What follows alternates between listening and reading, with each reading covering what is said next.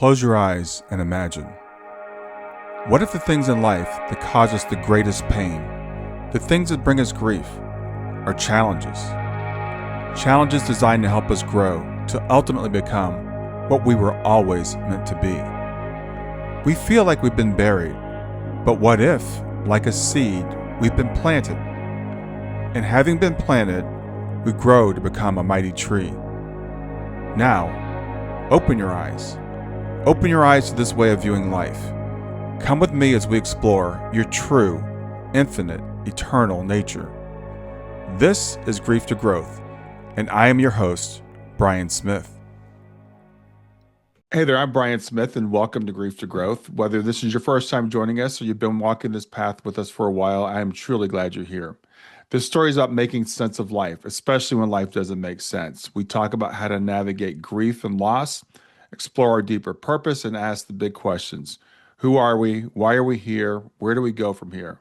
I bring on guests who help illuminate the path no matter how dark it may feel at times. My guest today is Angela Jean, and Angela brings a powerful embodied approach to healing and transformation that goes far beyond mindset or affirmation. She's a mindset and nervous system strategist, but more than that, she's a resilience architect forged through lived experience. At just the age of 13, Angela left behind the traditional path to walk her own path, one marked by trauma, by survival, and ultimately deep reclamation. Having lost both her father and sister to suicide, Angela turned her body's survival instincts, I should say, into a roadmap for embodied healing and personal mastery. Her approach is not theoretical, it's actually visceral. Rooted in rhythm, micro movements, and nervous system science, Angela teaches that you are who you train to be. In this episode, we'll explore what it really means and how we can all begin to regulate our nervous systems, transfer self-sabotage into sovereignty, and tune into our own internal compass. We'll talk about how the body remembers danger before the mind can process it, and how that truth became a foundation for healing rather than a life sentence. We'll look at how to replace performative healing with true alignment, how frequency and energy impact what we call in, and how to move from overthinking into a deeper state of inner knowing. This episode is for anyone who has felt stuck in survival mode, who is tired of chasing healing, and who's ready to come home to themselves, not just in theory, but in practice. And after the episode, I invite you to continue the conversation with me over at my Substack at grieftogrowth.substack.com. You'll find an article there that delves deeper into what we talked about today, and I'd love to hear your thoughts and connect with you in the comments. So now let's dive in and welcome Angela Jean. Wow. Hi, Brian. That was quite the intro. Yeah, well, it's good to have you here. I'm sure you have quite a story to tell, so I wanted to do it justice. Thank you. So we were talking earlier. I know your life took a turn very early. So tell me about that. Like many of us, I was raised in a household that had a lot of trauma. Both my parents struggled with addiction, my mom more so than my dad. So when I was 3 years old, my dad decided to raise us on his own. Unfortunately, with that came very bad choices in partner selection. So he married my first stepmom, and that's when real abuse was introduced into the household. She was extremely physical abusive.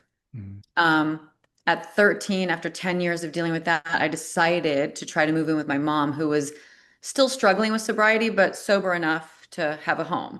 When Mhm. I moved in with her, she had chosen a man that was a pedophile. So then I dealt with the sexual abuse, which is why I left home so early at 13 years old. That's kind of nutshelling the childhood trauma without getting Yeah. into it too much. So I decided to jump out the window at 13 because that was safer than home.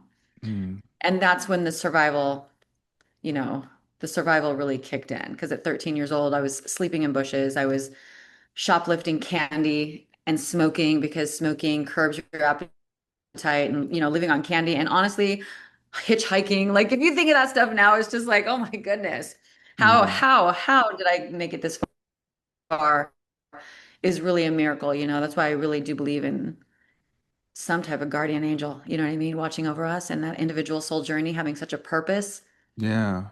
that when you know, So logistically at that when 13, you how did actually how make it to did the you? other. Yeah. Yeah, at 13, you said you were on your own. So you were. How were you getting by? You know what's so interesting about trauma? I can't, I wish I could answer that question. I can't remember so much. I just remember sleeping in bushes. I remember, honestly, believe it or not, meeting, this sounds so crazy, but like a gang member that kind of took me on and took care of me. Like, and I was introduced to like this life. I don't really know. I went from house to house. I was living wherever I could sleep. I was sleeping on couches. Like, that's why I think that home was never anything that felt safe for me. So even once I was an adult and I had a home, I became so protective of anyone that I would even let walk in through my front door Sure. because I was so used to sleeping on guard. Because if you're sleeping in someone's house on the floor because they let you stay there, you're not really sleeping. You're sleeping with your eyes open. You know what I mean? Because anything Right. can happen. Right. Especially a lot of these homes were men, so it's quite scary. There's a lot of drugs involved. There's so much that I can't remember. I do know when I did find, let's just say, my grounding at around 17 years old, I met this guy who was just, like I say, one of these guardian angels that were put into my life and just let me live in his attic, took care of me, nothing weird. He was like the nicest guy I've ever met. And I was able to blossom from there. Hmm. You know? I mean, listen, we're still living and I say we're still living and loving from the wound because I had many toxic patterns. You know what I mean? I was constantly locked up in survival. I was at this point using my body as a weapon. So naturally I went into exotic dancing and I definitely worked with Playboy for a while. You know what I mean? It takes a long time to realize why you're doing what you're doing. You Mm-hmm. know what I mean? You don't understand. So that's the beautiful thing about these journeys is that when you start to really cultivate a little bit of awareness and you start to hear that little whisper that sometimes, let's just say I was uh, at a photo shoot and you just hear that whisper like, this doesn't feel right. Mm-hmm. Why am I doing this? You just that connection. You see that you don't connect to the lifestyle the way everybody else does, and you really try to start figuring out why do you feel so different than everybody else? Like that's when the real journey begins, is when you really start to answer that whisper. Mm-hmm. Do you know what I'm talking about? It's Yeah. very subtle. Yeah. Yeah. That inner voice that I think it's your higher self. But a lot of Yeah. times it's drowned out by those other voices. And we all develop these voices that speak to us through our early childhood. And I would imagine yours are probably very loud, as you said. These voices are there to protect us, so they put us in that survival mode. So yeah, I definitely understand what you're talking about. Yeah, and it's interesting. It would always trigger when I was, let's say, like we were hosting a big event and all the girls were getting drunk and doing drugs. And I never connected to that. And I was just like, why am I so different? Like, why is everyone okay with this and I'm not? You would think I Hmm. would be the one that was okay with it because I like dealt with alcoholism and sexual abuse and all this stuff in my home. But it's funny how I would lock up and I just would realize, I'm like, why is this not okay with me? And I almost, like you say, it's your higher self pulling you into this purpose. Hmm. Like I think so many of us that experience trauma, like if we can alchemize that, we become such a vehicle of service, because I can speak to everything now that I've, definitely done the transformative healing and gosh, all the training that I've done. But that didn't really start happening until I experienced the suicides in my family. So once I was obviously working and living my own life, I tried to go back home. And that's when I really got, you think I had enough trauma. That's when I really got hit with trauma because that's when my dad committed suicide. My Hmm. little sister committed suicide right after, and then my mom right after. Oh, wow. That's when it was like full blown spiritual awakening. Yeah. And Yeah. that's when I dug in and I realized, okay, this is not going to be my story. It's going to end with me. I'm going to figure this out. And because there were so many suicides and I started feeling that rumination of the mind, that's when I really kind of shut my life down, stepped out of the life I was living and just kind of cave mode and was like, okay, like, why did they commit suicide? You're searching for all these answers of like, Hmm. why did they commit suicide? And I was starting to ruminate. I'm like, okay, it's the thought patterns. It's the thinking. It's the thinking. How do I control the thinking? I couldn't control the thinking. I'm like, how do I outrun my mind? I couldn't outrun my mind.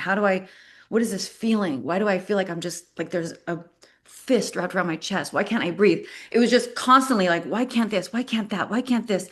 You know what I mean? That search and that struggle just to answer that pain and to answer that suffocation I was feeling, that I just started, you know, studying and just be like, okay, thought patterns, thought patterns. How do Hmm. I fix the thought pattern? That was the first thing that came to mind for me, like my thoughts, my thoughts, my thoughts. That's when I birthed the very first modality that I teach now. I learned that rhythm signals safety. Hmm. Yeah. Everything that we want is on the other side of safety. So, how do we signal safety to our mind? How do we signal safety to our thoughts? How do we signal safety to our body? Because it's running, right? Hmm. It's constantly locking up in survival. How do I train protection? instead of rehearsing. God, I guess you would, how do I train? It's actually how do I train presence Yeah. more than protection? How do I train possibility more than protection? Because essentially that's what it's doing, right? When it locks up, it's protecting you. It's keeping you safe. It's keeping you alive. Right. Yeah, Yeah. that's exactly right. You know, a lot of times people think that these voices that are they're like our enemy to be fought, but they are there. They're there to protect us. That's their way of helping us. But it does, and I love your language. It locks us up. It shuts us down. Yeah. And so many people, we think we are our thoughts. We don't even think about like trying to manage our thoughts or to curate our thoughts. We're just like they're our thoughts. And but there was something in you that said they don't have to be. Yeah, there was just something like you say, that's like that inner conflict, you know. And so, like you say, when you lock up, like people don't want to sit with that because Yeah, it doesn't feel good. It hurts. You yeah, can't breathe. You just want to push it away, turn on the music, push it away, go have a drink, push it away, go socialize. You know, and that's why everyone feels stuck because hmm you're not taking the time to repattern your nervous system, to repattern your thought patterns. You know what I mean? And yeah, over time, the thing is if every time you get triggered, essentially, if you track it all the way back to when you're a kid, the first time you got in trouble, you're rehearsing, okay, whatever I did wasn't okay, so let's be quiet. And then the next time, whatever I did, okay, let's be quiet, let's be a little bit smaller. You're right, shrinking, you're shrinking, you're shrinking, right? So you're rehearsing this yeah, protection. Yeah, right, so if you don't ever throughout life tell your nervous system, tell your thought patterns that this is not you, essentially it's no longer a rehearsal. This is who you are. You know, it yes, becomes your identity. yes, And that's a yeah. huge no. Yeah, very much so. Very much. And I think that's what happens to a lot of people. And it's really interesting to me how these events we talked about these traumatic events. I mean, first of all, the childhood you went through that was, you know, traumatizing, but then the suicides. And so you go into the state of grief, I imagine, and Yeah. shock. And what do you think it is that prompted you to turn within to say the answers are within me as opposed to like, you know, like you said, other people are doing drugs and other things? You know, it's interesting. I got so sick of being a victim. I just was like, my story, my identity. Why am I always abused? Why am I always abandoned? Why is everyone have love in their life and I don't? Why am I so disposed of? Like I was so sick of fucking hearing that Hmm that I just literally let that pain and that fire just turn inward. And all of a sudden, that inner voice was like, why do you allow it? And when I heard that voice say, why do you allow it? Hmm. That was like step one. And that was the real journey. Why do I allow my intimate partners to abuse me? Why do I allow them to hit me? Why do I allow them to treat me so bad? And then you have to backtrack it. When did I agree that love is pain? When did I agree that love is abuse? And guess what happened? Not immediately after asking that question, meditating, just not forcing you guys. You have to have so much patience with these answers. One Yeah. day, I was in a meditation and I asked myself, like, why do I think love is pain? Why do I think, because I was dating a lot of physically abusive men. And I had a flashback when I was in third grade. That stepmom that was physically abusive had just beat me so bad that my body was starting to hemorrhage. Hmm. And she wanted to like mask the hemorrhaging. And so she threw me across the bathroom into a freezing cold tub. And I'm sitting there naked with my knees up like this, scared to death. Man, this lady was scary, man. And she leans forward to me and she says, "You know I love you, don't you?" Hmm. And I was so afraid to say anything other than yes. I said yes. And I'm telling you right then, boom, imprint. Love means pain. Love is scary. Love hurts. Hmm. And I took that imprint and took it with me all through my life. And I dated men that beat the crap out of me, that told me I was shit. And you guys, and that's why you got to track these patterns. Yeah. You will find the connector. And in that moment, that's why I say that love and money imprints are distorted patterns. These are not our truth. You know what I mean? So that was a very, very powerful connector because then I realized, oh my God, no, this is not love. Yeah. And it's kind of sad that you wouldn't be obvious that when someone punches you in the face, this isn't love. But, Yeah. you know, But you made a really good point. That's what's imprinted. You know, when we're young, we're impressionable, and we do get imprinted with things, and we think this is the way things are. Whatever our parents happen to tell us, however our parents happen to treat us, yeah, whatever that is, we consider that's quote normal. yeah. And these are the imprints that create our identity and that, these stories hold our life in a holding pattern Yeah. and that's why I say that, especially when it comes to these love imprints, like dating, people that refuse to date, I'm like, you need to date because you need to trigger yourself so that you have the opportunity to let it surface and be like, no, this is Hmm. not the story. No, this is not my truth. And oftentimes, like, especially women, like we just want to stay safe. We don't want to hurt again. We don't want to hurt anymore. We don't want to be let down. So we just don't date. And you Hmm. can't ever heal and you kind of sit with that version of yourself. So I probably tell people to do the opposite. I'm like, date, trigger yourself so that you can talk to yourself, so that you can heal yourself, so that you can repattern yourself. You know what I mean? Yeah. We Yeah. need to be triggered. I'm at a level of my life right now where I've manifested like the most epic love story. And I thought I was good. I'm 50. I'm like, I'm good. I got this. Each level of love, each level of success is more, you go even deeper. Because I had a collapse the other day and I had to shut my day down. It took me 2 hours to recalibrate myself. And I refused to step away until I did because I Hmm. will not let that imprint ruin what I have manifested. You have to Yeah. really fight for yourself. You have to just have so much pain, which is also anger. Just, man, just, I don't know. For me, I feel like I want to train people to fight for themselves. Yeah. Yeah. That was another, I love that point that you made about the pain because so often, well, our bodies are designed to run away from pain. That's Yep. that's that's biological. We're going to turn away from pain, whether that's physical or emotional pain. And a lot of people do. They shut down. They don't put themselves out there anymore. They're like, I don't want to experience the pain. But the pain can be such a great teacher if Yeah, we take it and again, using your word, which alchemize it, we take that pain and we transform it into something else. So you lean into it. You lean into those experiences and you allow them to say, what is this here to teach me? exactly. And the big part of when people don't want to trigger themselves, don't want to lean into themselves, it's a further form of self-abandonment, which is why people are so lonely though too. I went through Hmm. a whole phase after all the suicides because I was feeling so lonely. I was like, God, I'm so lonely. Like I just felt lonely. I had no one. I was like in the grocery store at Thanksgiving. And I was like, I found myself, it was so sad, following this woman and her grandma around because they were talking about dad's going to be there and uncle's going to be there and all the family members that were going to be there and what they were going to cook. And I was just kind of hovering next to them. I was like, oh my God, I'll never have this. Yeah. You know what I mean? It was like so sad. And so I was feeling really lonely and I really wanted to dig into that loneliness. So I was like, what is lonely anyway? Like, what is loneliness? And that was a part of my journey that was really powerful, Brian, because what I started doing, I started just taking myself out. I didn't want to wait for that plus one, right? So if I wanted to Hmm. go somewhere romantic, if I wanted to go to a restaurant that just opened, I started going. And Hmm. in the process of that, number one, it was very frightening at first. But in the process of that, I started watching people and I started seeing couples that were sitting together that weren't even talking to each other. They looked more lonely than me. And Hmm. I really started to understand that loneliness has nothing to do with whether or not someone's sitting next to you. Yeah. And that kind of really anchored in a little bit of, I don't know, like inner authority. I don't know. I just started feeling powerful on my journey. I was like, okay, so if it has nothing to do with that, then what is it? And what I came to find is that it's a complete disconnection from the source within you. Because we're always abandoning ourselves to people please, to stay in the relationship, to not lose that job, to not upset a friend, and the further we abandon ourselves by saying yes when we want to say no, it's that disconnection from self.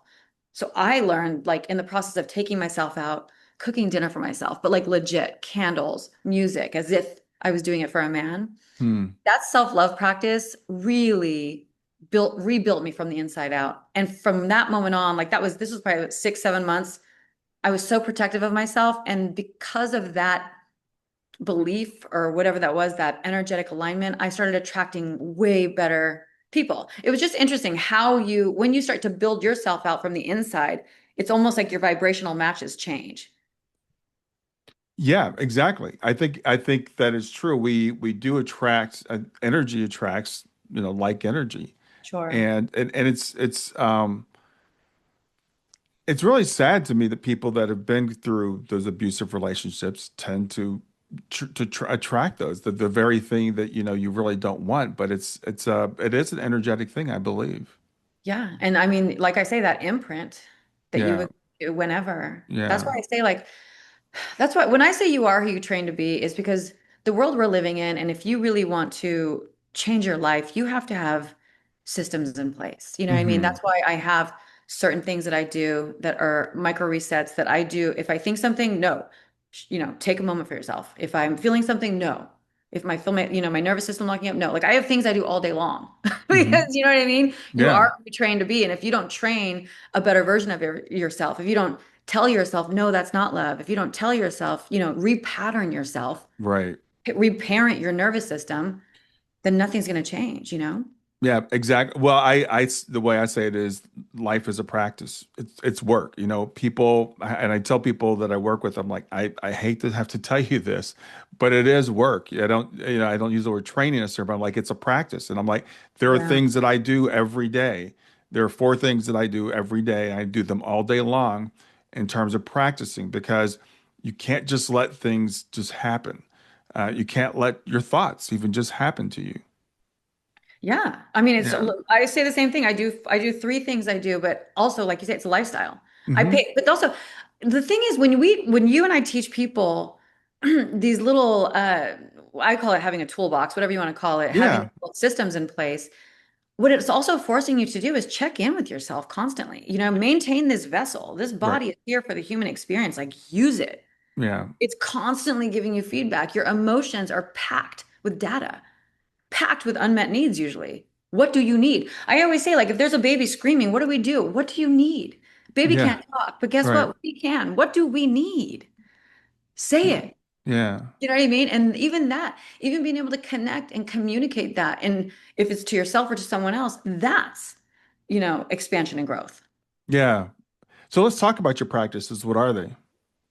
So I focus on, well, what I do for myself in the morning. I wake up and so wait, I step right into a nervous system reset.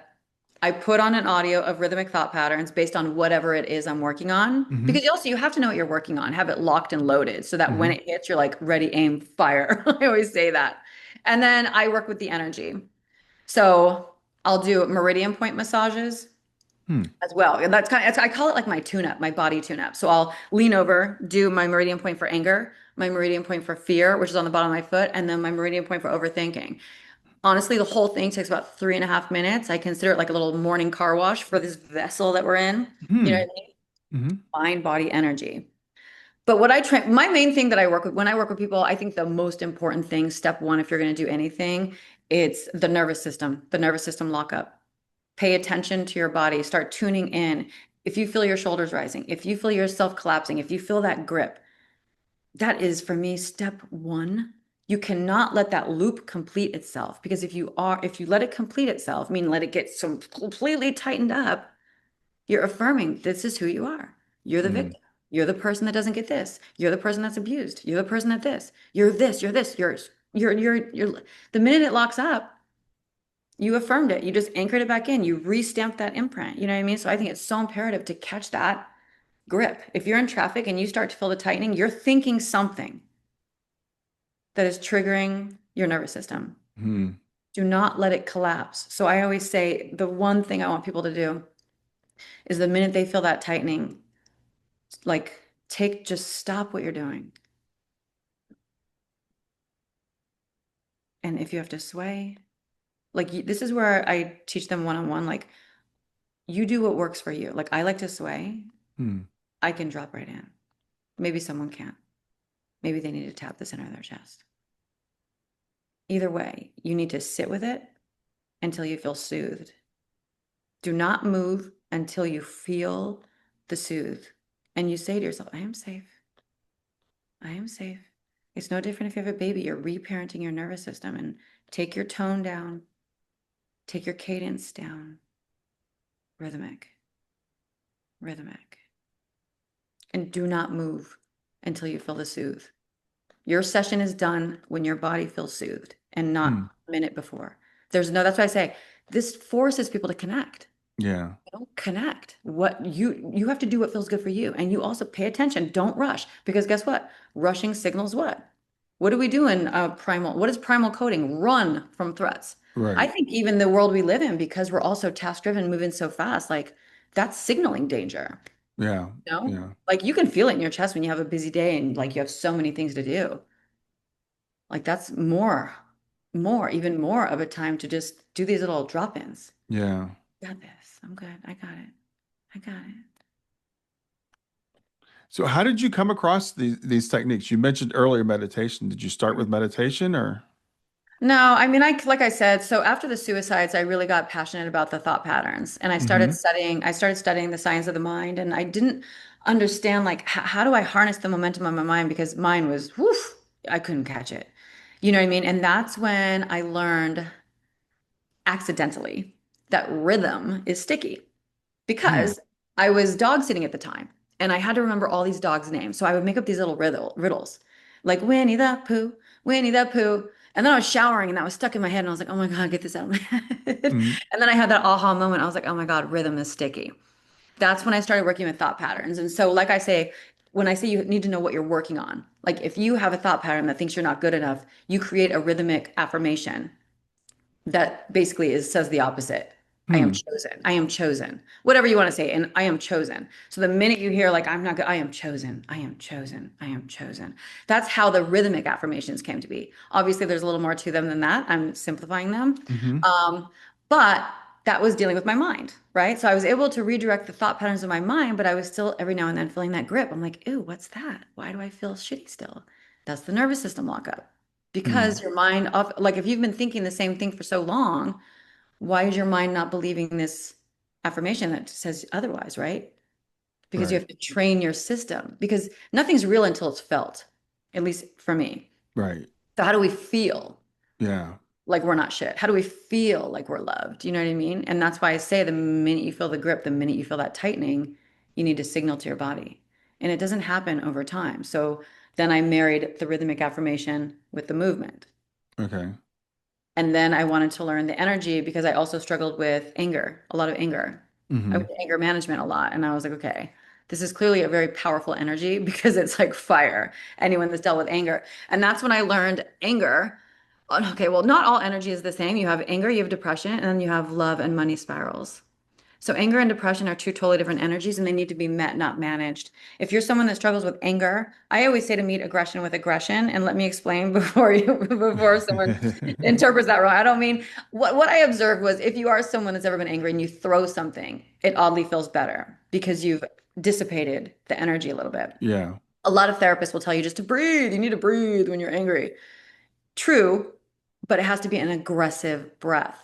There's a huge difference. If you try to lay a calming breath on anger, it's not going to work, which is why it doesn't work for many people. So I say meet aggression with aggression. If you are someone that struggles with anger, you need to learn to dissipate that energy, right? So Yeah. hard, hard, hard. And in the process, you clear your mind of all thought. So that's the perfect time to also lay in whatever it is that you need to lay in. Yeah. There's little systems that I stack together. And versus if you're someone that deals with depression, you're collapsing. What do you need to do? Opposite. You need to get as big as possible. Stand up, shift your state, open your arms, breath out. Oh, like open your mouth so your vessel just gets filled. Hmm. Just remember that, you guys. If you're angry, dissipate. If you're collapsing in depression, open. Get as big as possible. Yeah. And that's how you can learn. You have to know like the little nuances. It's a game changer. Yeah. If you meet the energy where it is, you'll start to feel the beautiful thing is you don't feel so helpless. Like when you do this and it works and you're like, wow, that felt better. All of a sudden you realize that you are the healer. Yeah. Like we have everything we need. You just have to learn to use it properly. Yeah, I love your point about, the emotions are, first of all, nothing's real until it's felt because we are emotional beings. We can tell ourselves affirmations all day long, but if Mm. we don't believe them, if we don't feel them, people say, well, this doesn't work. It's like it's not working because you're just saying the words. You've got to feel the feeling. And I also love what you said about, our emotions need to be I think they need to be resolved rather than managed or regulated. The lots of talk about regulating your emotions. Like you said, just bring your anger down. It's like, no, why am I angry? And Yeah. what can I do to dissipate this? I sometimes, like after my daughter passed away, I had a lot of anger. So I Yeah. would go out and do something physical, like go chop wood or, go for a very, I don't run because I'm too old, but go for a really brisk walk or something, but something to dissipate that rather than just try to sit and like meditate it away because that doesn't work for anger. Yeah, and then the beautiful thing is once you can dissipate it, it's not so what do they say? When emotions are high, intelligence is low. So when you can dissipate Hmm. it, then you can come back and maybe Yes. journal, have a conversation with yourself when you're not so, because when you're angry, it's just noise. Yeah. Yeah. Yeah. I've even told clients because I was talking to one client and she was just like, I could just tell she was all worked up. I only met her. It was the first time I met her, and she just dumped all over me. And she was angry with her son and her ex-husband, et cetera. I said, well, I said, write a really just nasty letter. Just write it all Exactly. out. And she goes, and then send it. And I said, no, don't send it. And we don't send it, but just write it out and then burn it. Yeah. I call that a brain dump. So I always say when you're brain dumping, let it rip. Yeah. Say everything you want to say. But then I say, but then you take that. You got to look at that though. Look at what you just dumped because that's all your unmet needs. Right. And then I say you have to also feed your mind with the nutrients. I always say, which means you want very um, clear, concise words. So take the dump Hmm. and then write, clear, concise words of what you need, what you want. You know what I mean? Yeah. But it has to be very, like I say, minimal words because it's nutrient. It's like you're feeding your mind power like nutrients, so you don't need a lot. Yes, and that's interesting. That's so funny. The brain dump. Yeah. I think Don't I send it. guess I love that because people, emotions are there for a reason. All emotions. And I tell people there are no bad emotions. They're there for a reason. Ask them why they're there. It Yes. doesn't mean that they need to be expressed in a destructive way. We don't go like we said, we you meet anger with anger, but not like you don't go dump on another person. But you have to No. you have to have that same level of intensity to meet the anger. Yeah, and I say walk it down the hill and then have a conversation with it, right? Like you're not Yeah. gonna have a conversation with your kid. I always just picture a child. I'm like, wait, if it's screaming, crying, you're not gonna get anything good. You're not gonna have any good conversation out of the child. So once he's calm, fully calm, then you're like, okay, what's upsetting you? You know what I mean? And then you have a little more clarity. There's something I like to do too, like anytime I'm having a moment of, I don't even just, I say an emotional charge, whether it's anger, pain, a lot of people not sure what they're feeling. You know what I mean? Whether Hmm. it's anger, pain. So I say, whenever you're having a really intense emotional charge, I always clap my hands really, really hard. I'm not gonna do it on here because it'll be too loud. I clap them together so hard in that moment. And if you rub them hard and you spread it, because of the energy that's in your body, I swear to you, Brian, it feels like you have a ball. You have a ball of energy. And I always say, in that moment, you are so clear on what you don't want that play with that ball and say exactly what you do and play with it, play with it, play with it. And it'll start to get smaller and smaller. And for me, that's how I kind of like transmute the energy. And I Hmm. feel like I've harnessed it and let it go. Yeah. Yeah. But you can really feel it, especially when you're having a charge. If you clapping like that, you will feel. It's really magical. Like we're so like the energy within our body is just like so powerful. And like you say, like emotions are there for our expansion and growth because they're Hmm. constantly saying, what do you need? Who do you need to become Hmm. to get the life that you desire? Do you need to communicate clearer? Do you need to be more vulnerable? Do you need to speak your mind? What do who do you need to Yeah. become? Well, anger is a great example. Anger is there to protect us. We have anger for a reason. If someone's coming at us, we have to be able to react. And so that's from on a physical basis, but emotionally, we feel like sometimes people will say certain words to us, Mhm. and we feel attacked. Yep. So that's what the anger is there for. It's like it's putting up a wall. It's protecting you. Yeah. I mean, in those imprint, well, oftentimes, like you say, when someone says something and we feel triggered, that's also like an imprint. Hmm. That's why I say when we, with the nervous system, it's funny how if we rehearse over and over again, this protection, then we're easily triggered by facial expressions, by a certain voice, by someone's silence. And we Hmm. already have a story of what that means based Yeah. on 1975. Yeah. Yeah. You know what I mean? But our nervous system doesn't know it's 1975. It doesn't know it's 2025. You know what I mean? So unfortunately, it pulls that story up. That's what that facial expression means. Boom, trigger. Here, Yeah. here I am.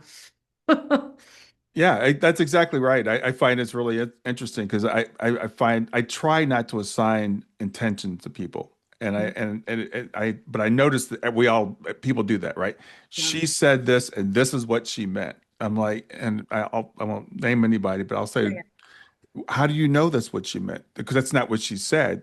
but that's that we're calling that old programming back that says that's what that means, or that tone of voice, Ooh, or totally. that look. And we'll see someone who's just having a bad day and think, well, they don't like me. Well, maybe they're just having a bad day. Yeah, we always make it all about us. It's so funny. It's not, I mean, it's not funny, but we do. Yeah, the way we interpret information is the life we have. And the crazy thing is, like I said, I feel like I have a lot of experience and I still communicated something wrong Hmm. about 5 days ago and it really triggered someone. It's crazy how even when I'm intentionally trying to communicate something from my heart, it still didn't come out right Yeah. because he has his own filter and he heard Yes. something else. So that's why it's like we have to extend each other so much grace and just not as it's so hard not to assume and interpret, but like I even did it wrong the other day and it was taken wrong and I'm like, holy shit, this really is a lifestyle. Yeah. I had a, but I had it took me like 45 minutes to really get myself out of that one. I was like, I didn't mean it like that. I don't know how, and I couldn't find the words. I still can't find the words, you Yeah. know? Well, the thing is, as we work on these things, we're never perfect. We're always still working on them, and we still have. I've been working on this for a long time, and I still have things that someone will say something to me, and I'm like, that reminds me of something my mother said to me when I was 16, and it just sends me over the edge. And it's like, that's not my mother, right? This is another person. Yeah. And isn't it funny? Like in that moment, it is that little kid rushing up being like, what do you mean? You know what I Yeah, mean? Like for me, it's like the little girl that's like just scared to death. You know what I mean? We really have to look at it like that. You really have to look at your trigger. Like in that moment, is that 16-year-old kid coming up and dealing with it? yeah. You need to be the parent and be like, I got this. We're good. You know what I mean? I really kind of look at it like that. Like anytime you trigger in your, you know, whatever you want to call it, your inner child, that version of you that Mm-hmm. remembers, Mm-hmm. I talk to them like it's not me. I'm like, I got like it's my child. Yeah. We're okay. I got this. You know. Well, I think the work that you're doing, we're talking about, you talked about earlier, like you had this almost this voice that came to you and said, Mm. why is this happening? I think that's our higher self trying to talk to us because we are the child too, right? So Yes. Yeah. we're trying to channel that higher self all the time to talk to all these parts that we have that are Mhm. trying to protect us. Yeah. I mean, it's the individual soul journey. And I mean, I think it's a really, I mean, I always encourage people to like lean into the wound because when you alchemize it, the journey gets really beautiful. I really just think I call it like abstract art because now that I can look back at everything I endured and now I'm a vehicle of service, but now I'm still growing, you know what I mean? Because I've attracted Hmm. a higher level love and it's expanding me even more. It's like, what else are we here for? Yeah. It's not like I feel like now it's my duty to hold the light for others and be like, come this way. And Yeah. it's my duty to maintain my vibration. It's my duty to keep my vessel high vibe, to keep my thought patterns clear. You know what I mean? I really feel like it's a duty at this point. And I think if there were more of us with that mindset, like I'm gonna rise for myself so I can rise for us all, like raise the conscious collective. You know what I mean? Yes. Because a lot Yeah. of times we can't do things for ourselves, but if you could do it for someone else, then do it for someone else. If you can't become better for yourself, but you did it for your daughter, I did it for my dad and my sister, do it for someone else then. Doesn't matter how you start. Find something or someone to do it for if you can't do it for yourself. Yeah, that's a great point. That motivation because we all have to have a why. Yeah. So and if I have a why, I can pretty much do anything. Yeah. And for me, for me, when I lost my daughter, I didn't want to be here. I mean, I was like, but I have a wife, I have another daughter. I'm like, I did it for them. Yeah. And then eventually I did it for Shayna, and now I'm to the point where I'm doing it for myself. Yeah. But you have to find that motivation to keep moving forward. And for anybody listening, you have to find that motivation for yourself. Yeah. Isn't it? It's kind of sad that we can't do it for ourselves. Yeah, Like, sometimes, where is that love? Where is that love that we just can't do it for ourselves? yeah, that's a really great question. I think we just get so, our society doesn't teach us that. You talked earlier about, self-love, and self-love is kind of looked down on. We're told it's selfish. We're Exactly. told to do things for other people. When I was growing up, they were like, other people are more important. You have to, and it's fine. We need to take care of other people, but Yeah. first we have to take care of ourselves. And I Yeah. loved you talked about, going back earlier, you were talking about like taking yourself out, going on a date with yourself. I heard people talk about that. And first time I heard, I was like, that sounds really weird, or making dinner for yourself. But why not? Why not? If you're gonna make a nice dinner for somebody else, why not make a nice dinner for yourself? Exactly. And like it's interesting that whole time in my life it was is probably the most powerful Yeah. because I was really okay with being alone and I didn't feel lonely because the process of that I really connected with myself, like reconnected with all the parts of myself that I had abandoned and Hmm. given away. Yeah. Yeah. You got to call all those parts back, and you have to heal all those parts. I remember when I was in counseling when I was in my, I don't know, 30s, I guess, and my counselor was talking about, like, when I was a kid. I'm like, what? Why are we talking about this? What does this have to do with anything? Exactly. And I then did the same thing. yeah, and I'm like, I'm an adult now, but you're always carrying that kid with you. That 5-year-old is always still with you. That 6-year-old, that 16-year-old, they're still in there, Yeah. and they do get triggered at certain points. You go right back into that. Yeah. But you can't, like I say, like, but you take advantage of every trigger and you talk to that, child that rushes up, that story that starts to spin, Hmm. and you can completely repattern it. You know what I mean? It's like obviously like you say, it's a lifestyle. I don't think it's ever completely gone, but you can definitely become a way better version of yourself in the process of maintaining these practices, you know? Yeah, yeah, exactly. So when people, I know you work with people. We've touched on that. So how do people work with you? How do you work with people? Well, there's two things I do. So I do one-on-one coaching, Hmm. obviously, but also on my website, I have all the digital downloads so people can learn and do it on their own. You have to, like I say, you have to have systems locked and loaded because you Hmm. can't wait to get an appointment with us before you're going to deal with whatever you're dealing with. You Right. have to have something in place in the moment of the trigger. Hmm. So a lot of my digital downloads, sorry, are the rhythmic audios that train people how to do it themselves. They can, like I say, ready, aim, fire, ready, aim, fire. So there's a ton of digital downloads that I offer on top of the one-on-one training. Yeah, I think it's well, again, I think we resonate so much with the same type of thing that I've come to the conclusion that life is, and I love what you think. It's what you train for. You get the life you train for, because what we don't realize is we're always training one way or the other. These Exactly. thought patterns that are going on, they're getting ingrained. We're developing these neural pathways that are going to just, and most of us run them on repeat without even thinking about them and not even knowing we can change the tape. And so you Exactly. have to break that cycle, and you're just an excellent example of that. And the thing I love about talking to people that have been through like what you have been through, these extreme examples, is it takes away excuses from the rest of us that say, well, I can't do that because you don't understand what I've been through.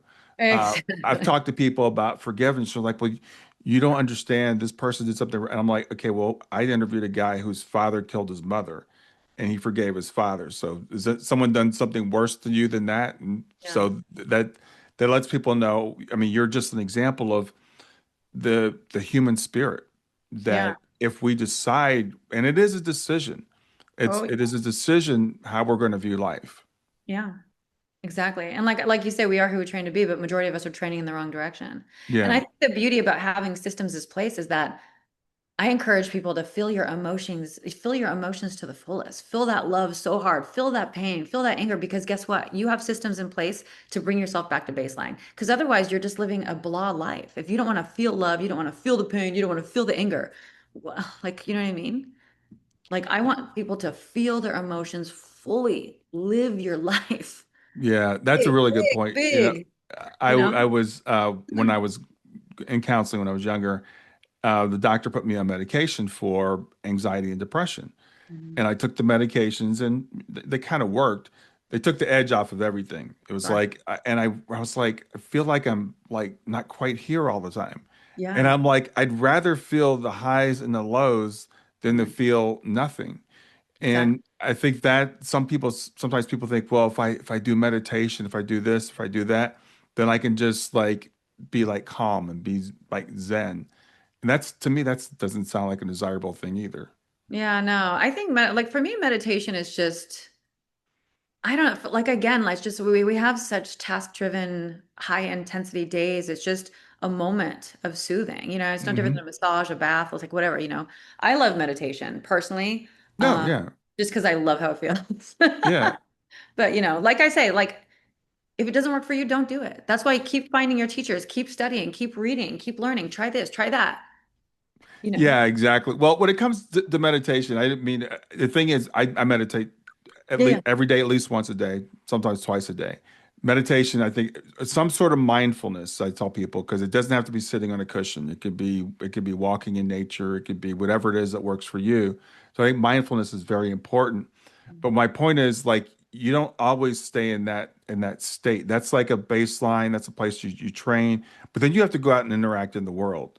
Mhm. And I hear people say, especially like spiritual teachers, like, well, don't get involved in politics and don't do this and don't do that because you just want to maintain like this baseline level. And I'm like, that's not being human. We Yeah, are we are going to be activated sometimes. We're going to get angry.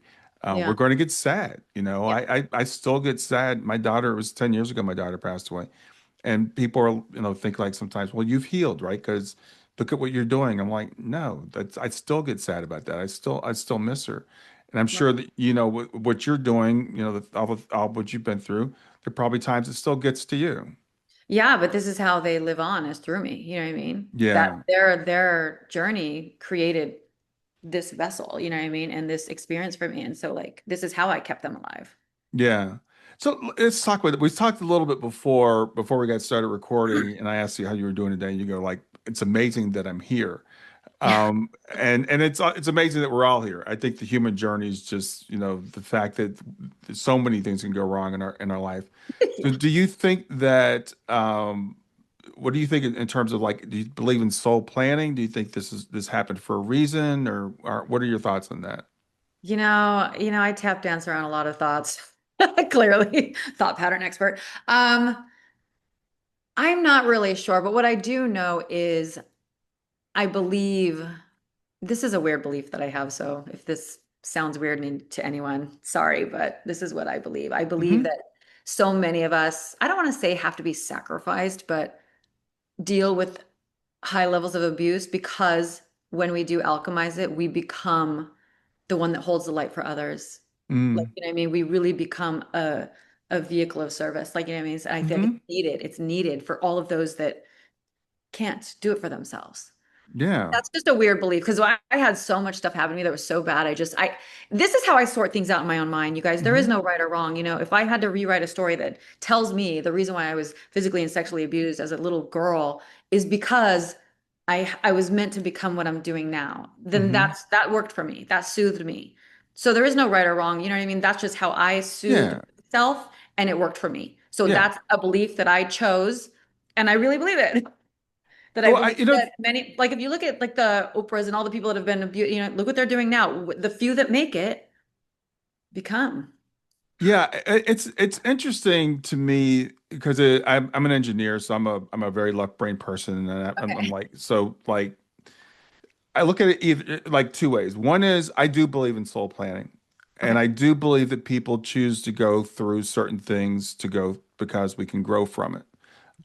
People like just like athletes train, or people that climb Mount Everest, or people that run marathons. They put themselves through all kinds of things because they want to test themselves and they want to grow. Mhm. That's something that I happen to believe. But then setting that aside, let's assume that we don't believe that. Okay. What we do know is we can take those things and we can alchemize them, Yes. as you've done, right? So that's not debatable.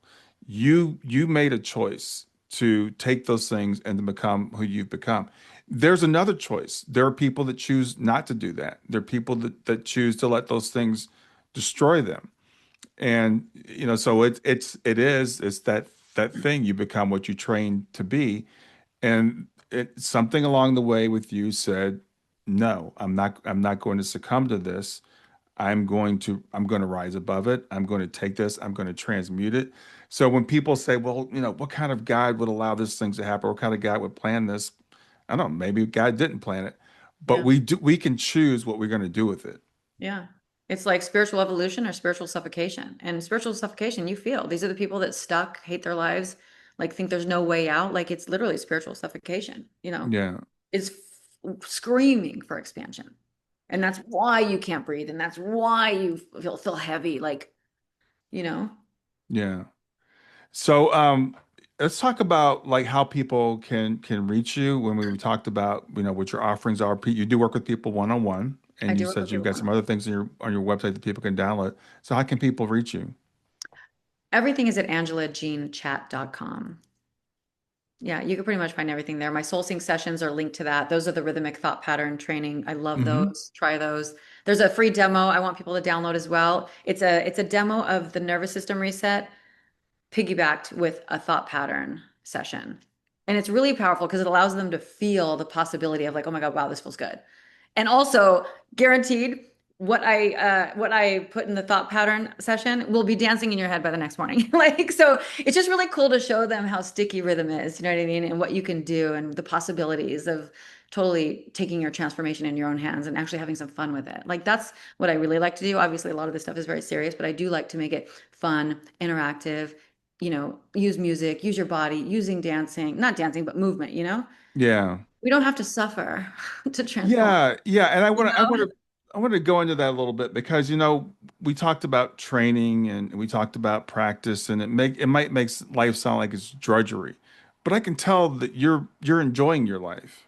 1000%. You Yeah, know what I mean? And like I say, it's like because once you have systems in place, you are sitting in the power seat of your life. You are not being dragged along anymore. You got this. No. Oh, that shitty thought. Okay. No, we're going this way. Ready, aim, fire. This is what I'm doing. This yeah, is who I am. And the more you practice, this is who I am. This is where I'm going. It becomes your new state of being. That becomes your new identity, not the person that's abandoned, not the person that's abused. No, because you got this. yeah, You know what I mean? yeah, And that just happens with training. Like if I'm trying to build a booty, it's not going to happen right away. It's going to take about a month or two. yeah. And then boom, booty. So I'm just saying, like, we are who we train to be. It's not immediate, but it is quite fast if you commit. Yeah, well, and it's an ongoing thing. So, Yeah. again, it's like, again, we talk about these things and people might think, oh, that sounds like so much work. And it's not. You can start to play with it, and it actually does become really interesting. It makes life really interesting, even when you start catching your own thoughts. It's like, Totally. oh wow, I caught it this time. I before I reacted, I actually figured it out. Yeah, it's almost like your alter ego is starting to yeah, have a competition with like your smaller self. It's fun though. It is fun. Yeah, it And that's why, is. but that's why also, like, real fast, last thing I want to say, I like to Yeah. focus on micro resets. All my sessions are micro resets. They're 2 minutes long because Okay. I think that we constantly need to be circling our mind back, constantly need to be redirecting our thought patterns. This is where we're going. This is who I am. Right, right. It's not just that one thing first thing in the morning or the one thing at night. It's really it's all day long, right? It's all day every day. Yeah. It's no different than drinking a glass of water, Yeah. hydrating yourself, feeding yourself. Yeah, that's a good point. Yeah. So, Angela, is there anything that I didn't ask you that you would like to talk about? Your camera broke up a little bit. Can you repeat Oh, yourself? yeah. Is there, yeah, you were arguing that's a little bit unstable. Is there anything that I didn't ask you that you'd like for to talk about? No, I think we're good. There's just two things I like to always say at the end of Hmm. podcasts is that we just need to really be responsible for the energy that we bring into the world, meaning the moment we step out our front door, because it really does have a domino effect with Mm, everyone we come in contact with. And the one thing I like to say is when one rises, we all rise, yeah, you yeah. know? Yeah, I think that's absolutely true. I think that we are here, sometimes people think, well, we're just here for ourselves, but we are here for others. And I love your spirit that Yeah. you've said, okay, I've gone through this. I'm going to take this. I've transformed this in myself, transmuted it, alchemized it, whatever word you want to use, and now you're giving it back to other people. And I think that sometimes, we go through more difficult things. I think you're right. So other people maybe don't have to go through that. I think it's interesting. We can learn from our own experiences or we can learn from other people's Yeah. experiences. And, so people can take advantage of this opportunity to learn from what you've gone through. Yeah, and one thing I want to say is for anyone listening is never underestimate how small the change is because that tiny pivot completely changes everything. It can changes the conversation you have with someone. It changes the thought you have about it. So don't underestimate the the tiny movements Yeah, because that's the thing. they're huge. They're huge. Yeah, you don't have to change the world. You can change yourself. Yeah, yeah, yeah, yeah. And that changes everything. Just the way we look at something. What again, your past, you've said I'm going to look at this and use it with purpose. Someone else might look at it and say, I'm a victim. Nothing good will ever happen to me. And just, that is a choice. That's a choice that you make right here. Yeah. 1000%. Yeah. Well, it's great to talk to you today. Thanks for being here. Thank you so much for having me. This was All fun. right. Enjoy the rest of your day. Thanks, Brian.